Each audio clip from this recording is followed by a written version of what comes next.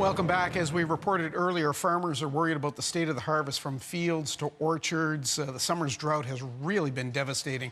Something our next guest knows all too well. Donald Arsenault is Executive Director with Bleuets NB Blueberries. He joins us from Toronto. Donald Arsenault, just how bad is the wild berry harvest looking in New Brunswick this year? Yeah, it's pretty a tough season. Look, first of all, I'll say this. I have so much respect for farmers. They're passionate, dedicated. They put a lot of energy, time, and money into their field at the beginning of the year to make sure that we have the best opportunity to have the best crop possible. And that's without knowing what the price you're going to get at the gate at the end of the year, and not knowing if there's going to be some issues that have come that we can't control. And this year has been it really hit us hard. Obviously, the drought, the drought has really had a tremendous impact on the harvest this year. And then you couple that with the forest fire season. We've seen it in Nova Scotia, we've seen it in New Brunswick.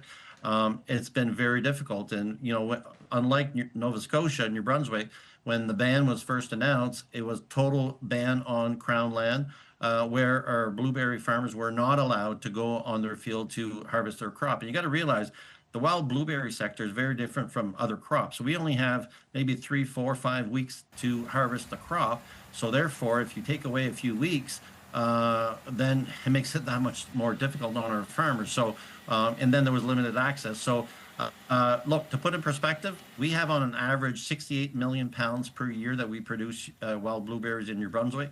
And we're looking this year at 20 to 24%. So that's nearly 70% of the crop of wild blueberries that we've lost here in the province. So it's a very dire straight situation with our farmers.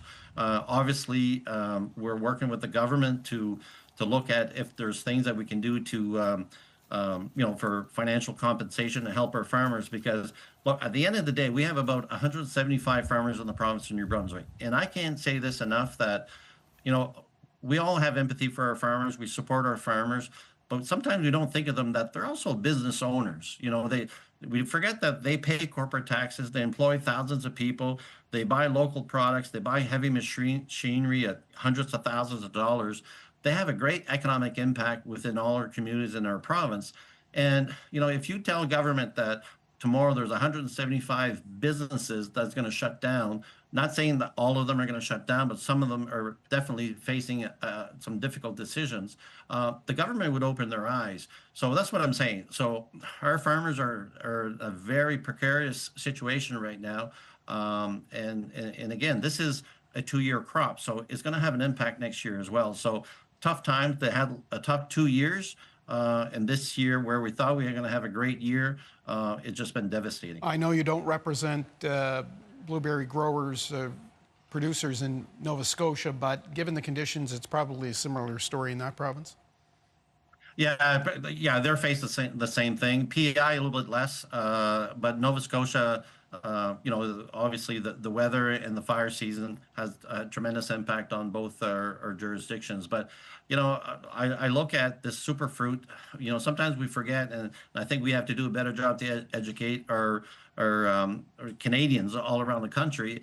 It's not grown elsewhere around the world. It's only right here in the Maritimes. Yeah, well, I want to ask you about that.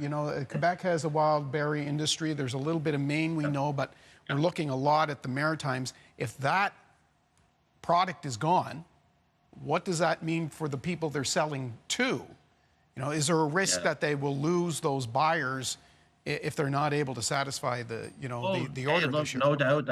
I would say about, let's say, give or take around number 80% of the crop produced in New Brunswick is sold to various processors. Obviously, we have the bigger ones such as Oxford Foods or Wyman's. Then we have some Quebec processors. You got to realize that they also have commitments that they've made to various clients. So if we can't produce the product to be able to provide our processors, they can't fulfill their commitments that they made. So it does have a ripple effects, definitely.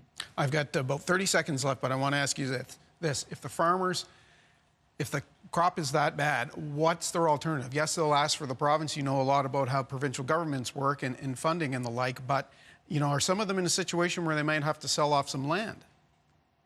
Yeah, they are, and that's where I said a while ago where they're facing that dilemma of having that difficult conversation and dilemma to make that decision if they do want to sell or not. But also realize that how many people are lined up to buy the buy land when they know climate change have a tremendous impact on farmers. So that is a very, it's a tricky situation for investors too. So maybe farmers are left without having any buyers. So, Yeah. but hopefully they don't have to get to that point. And look, we still think there's lots of hope for the industry, but obviously there's a big hurdle to jump over right now.